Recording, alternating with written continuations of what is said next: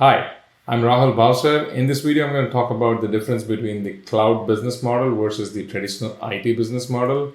By end of this video, you should be able to understand a very clear fundamental difference between the cloud business model and why it needs to be treated differently. I'll be uploading new cloud content every Wednesday. If you want to stay updated, hit the subscribe button and click the bell icon to get notified on every new video. With over 11 years spent in cloud, building a cloud services business, SaaS product business, and lately spending time in the cloud distribution business model, I wanted to share the core difference between the cloud business model versus a traditional IT business model so that I can help you, all IT companies who want to transform their business successfully in the cloud and see profitability in this business. Let's get into the details.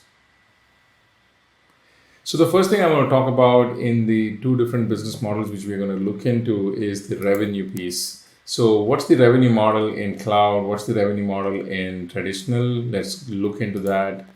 So as you see in the chart, the primary difference which I'm going to highlight that today is the way the business model is built by nature, right? From a revenue standpoint. If you see traditional business, let's look into traditional business, how typically an IT traditional business works, right? And we are just going to compare over a 5 years model. So the first is typically a year one in the on-premise traditional business is you go and sell, grow the business to an X millions of dollars. And then when the next financial year starts, you practically start from zero. You again start building that business. And because it starts from zero, you put a lot more effort to hit that previous year's revenue. And now, anyway, globally, the trend of the the traditional IT business is slowing down or almost flat, or in some countries, in some type of businesses, it's actually going down. And year on year, you will see that the trend is almost flat, or it is sometimes in negative in some types of business. On the other hand, the cloud business, if you see, you start small because you add the first set of customers, first set of subscriptions, and then what happens next year is it becomes part of your renewal business and the recurring revenue, and then you keep adding the net new business. Third year, that bigger chunk becomes the recurring revenue, and then you keep adding. And likewise, at some point in time, in 2 to 3 years time frame, you can definitely surpass the overall revenue which you're generating over your traditional. But what is important to note is the cloud business is a very strong growth, which as compared to the traditional IT business. And this is many CEOs or company owners or those entrepreneurs who run a traditional IT business don't see in the cloud, that initially it is very hard to justify the business investment to grow this cloud business. So keep in mind that this is a very focused, high growth business which you have to invest. Look at 3 years. Don't look at 1 year. You'll never be able to find a return of investments in 1 year. The only way to grow this business is to keep building this and adding more and more customers. Every dollar count, every seat counts, right? So that's the biggest difference model in terms of the way the revenue works. And if you see, I'm highlighting the way the graph looks like. Yes, traditional business will get you a lot of revenue, a big fat revenue every year front or in a month over month, but it's a flat line. Whereas if you see the cloud business, it just goes up. It's an exponential, it's a very strong growth business model. A little bit more characteristics of the summary of the revenue business model is in traditional IT business, the revenue is typically one time. Every year you start from zero. It's either flat or a negative CAGR in terms of the trends which we are observing. On the other hand, cloud business is a recurring business model. Every year there is a baseline to start with, which means as you see, you can always depend on the recurring revenue, and then you can keep adding. And that's the benefit of the cloud business. You never start at zero every year, right? And then overall cloud business, the CAGR, according to IDCs and Gartners, it's growing in 2-digit. It's 20 plus digits percentage year on year growth the industry trend is facing. as far as your business is concerned, you can grow as fast as 70% to 110% year on year, because the baseline is small. You can really, really grow until you become a multi-million dollar business, and then you will come into the zone of 30 to 40%. But still, that's going to be 30 to 40% even after you grow a significant amount. So that's the biggest difference between the cloud and the traditional revenue. Let's look into the next, which is the LTV. LTV is lifetime value, and this is super important to understand why cloud business is more valuable to a lot of companies. And worldwide, you have multiple examples. Microsoft transformed their business, Adobe transformed their business, Autodesk is transforming their business, everybody's transforming their business. And the key factor there is lifetime value. And let's look into that. There are multiple ways to measure this.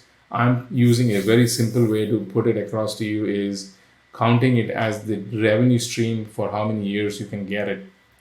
And what it means is how much revenue you can make, how long you can make a revenue with each of the business model. In traditional business, I say it's about 1.2 years as an LTV. And the way I've broken up is the first year you sell the whole value, 100% of the solution, whether it is infrastructure or whatever it is, and you deploy that. And for the next 2 years, you can only get about maintenance of that, somewhere support related things, which is about 10% of the total deal size, if you can really get it. So in nutshell, you can, at the max in over 3 years, you can expect about 1.2 years or 1.2 times of the total deal value, which is there.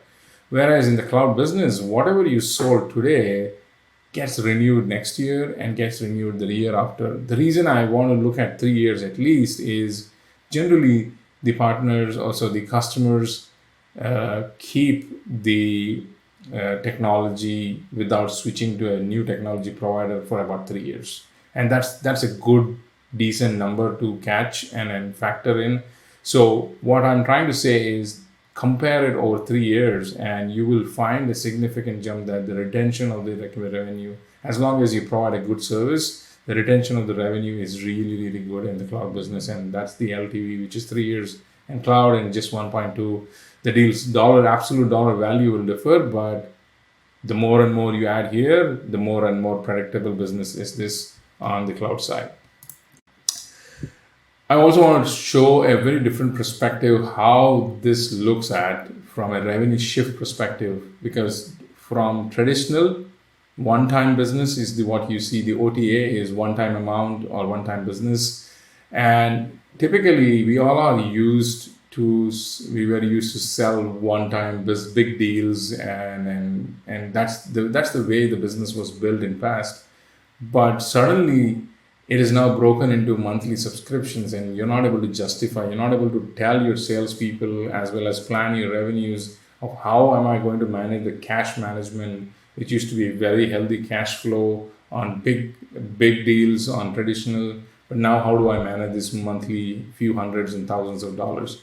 I think the best way to look at it is again over 3 years. Each typical deal, which is the on-prem deal, generally would translate into an equal revenue of 3 years if you convert that into a cloud-based model. And don't compare it with a one-time deal with a 1 month revenue or even a year. Compare it over at least 2 to 3 years, and you will be able to see the biggest difference there. And that's the best way to look at it. And that's how the revenue is shifting. It's going from one-time deals to over 3 years consistent monthly or an annual recurring revenue. And that's the most important thing you want to look for. The last thing which is I want to spend time is what are the key streams of the revenue in the cloud business. And I would always say that there are 3 key streams of the revenue. One is obviously new business, which is all about getting new customers, which is all about selling new product to a customer. And here you want to focus on the factor which is called cost of acquisition. It's always going to be the highest here, which means you will put your maximum dollars to acquire the client. And then comes the incremental. This is more of an organic growth, which means the customer grows in employees, he wants more products, more add-ons. That's an incremental business which you get. And then last piece is the recurring business, which is the renewal business, which you want to factor in, and then you want to track that separately. And that is your least. So the second block and the third block requires the minimum cost of acquisition, because it's an engine which started, right? So which you want to just keep the right people, talk to the customer regularly, keep them happy. You can always upsell to them. You can always ensure that they are renewing with you. And that is a very healthy business. The margins are good. The effort is required less, and it keeps coming on and on. So you want to spend your good amount of time acquiring new customer, but don't forget about the other two business models, but other two business revenues, which is incremental business revenue and the renewal business. And these are two streams which is really, really healthy if you maintain it properly. So that was basically the key fundamental difference between the cloud business model and traditional IT business model at a very high level.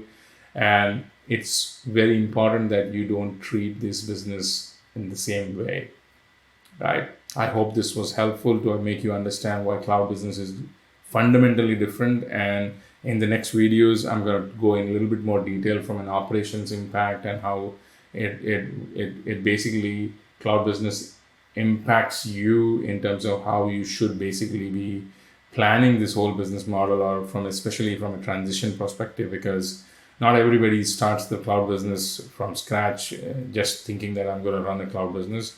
But many of you guys, I know that you are transitioning from a traditional business to cloud. I will definitely put up more videos on helping you how to effectively transition to the cloud business model. I hope the information was useful. I encourage you to leave your comments and suggestions, if you have any, in the comments below. If you like the video, give it a thumbs up and subscribe to my channel. Thank you.